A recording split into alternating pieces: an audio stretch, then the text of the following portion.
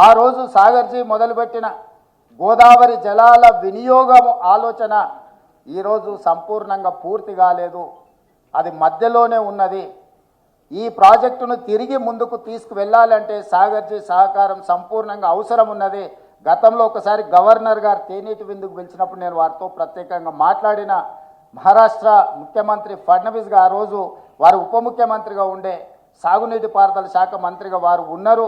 వారితో మీరు మాట్లాడి మహారాష్ట్రలో ముంపుకు గురైతున్న భూమిని కొంత తెలంగాణ ప్రభుత్వానికి భూసేకరణ కింద మనకు ఇప్పిస్తే తిరిగి మనం గోదావరి జలాలను తెలంగాణ కోసం వినియోగించుకోవడానికి తక్కువ ఖర్చుతో ఎక్కువగా ఇంతకుముందు దత్తాత్రేయ గారు చెప్పినారు, లిఫ్టుల కంటే కూడా సహజంగా వచ్చే వాటర్ని మనం వాడుకుంటే ఎక్కువ ప్రయోజనం ఉంటుంది, నిర్వహణ ఖర్చు తగ్గుతుంది అని. ఈరోజు ఆ గోదావరి జలాలను ఆ రకంగా వినియోగించుకోవాలి అని అంటే సాగర్జీ అనుభవం, సాగర్జీ పరిచయం ఈరోజు తెలంగాణ రాష్ట్రానికి అవసరం ఉన్నది. ఈరోజు ఫడ్నవీస్ గారు మహారాష్ట్ర ముఖ్యమంత్రిగా ఉన్నారు, వారు మహారాష్ట్ర గవర్నర్గా సేవలు అందించారు. ఫడ్నవీస్ గారు ముఖ్యమంత్రిగా ఉన్నప్పుడు వారు ఖచ్చితంగా వారితో మాట్లాడి తుమ్మిడిహెట్టి దగ్గర మనకు అవసరమైన భూసేకరణ మహారాష్ట్ర ప్రాంతంలో ఏదైతే ఉన్నదో ఆ భూసేకరణకు వారి సహకారం తప్పకుండా తీసుకుంటాం. నాకు ఎలాంటి భేషజాలు లేవు. తెలంగాణ రాష్ట్ర అభివృద్ధిలో భాగంగా ఎవరి సహకారాన్ని తీసుకుంటాను, ఎవరినైనా నేను కలుస్తాను. ఎన్నికలు వచ్చినప్పుడే నా పరంగా రాజకీయాలు, ఎన్నికల తర్వాత తెలంగాణ రాష్ట్ర అభివృద్ధి లక్ష్యంగా అందులో అనుభవం కలిగిన సాగర్జీ లాంటి వాళ్ళ అనుభవాన్ని మనం తీసుకుంటే ఈ తెలంగాణ రాష్ట్రానికి ఎంతో మేలు జరుగుతుంది.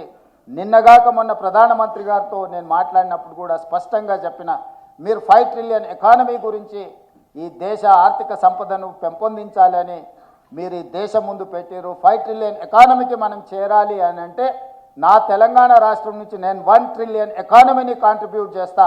1 ట్రిలియన్ ఎకానమీని కాంట్రిబ్యూట్ చేయాలంటే ప్రధానమంత్రిగా మీరు మాకు కొన్ని అనుమతులు ఇవ్వాలి, కొంత సహకరించాలని సూటిగా ప్రధానమంత్రి గారిని నేను విజ్ఞప్తి చేసిన.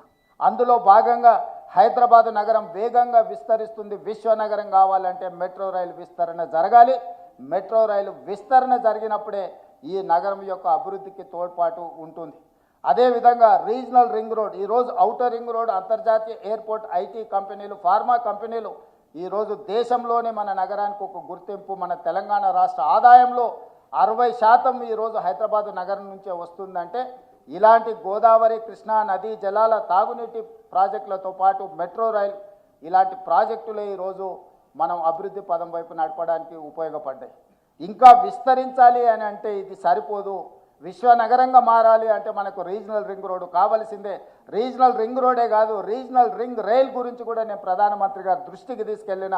ఏ విధంగా అయితే ఔటర్ రింగ్ రోడ్ ఈరోజు రోడ్డు రవాణా వ్యవస్థ ఉందో, రీజనల్ రింగ్ రోడ్ 370 కిలోమీటర్లు, దాదాపుగా ఈ 370 కిలోమీటర్లకు రీజనల్ రింగ్ రైల్ కూడా ప్రధానమంత్రి గారిని అడగడమే కాకుండా, మాది ల్యాండ్ లాక్ స్టేట్, మాకు సముద్రం లేదు కాబట్టి మా అభివృద్ధిలో కొంత ఆటోమొబైల్ ఇండస్ట్రీ కానీ మిగతా పరిశ్రమలు రావడానికి ఇబ్బందికరంగా ఉంది.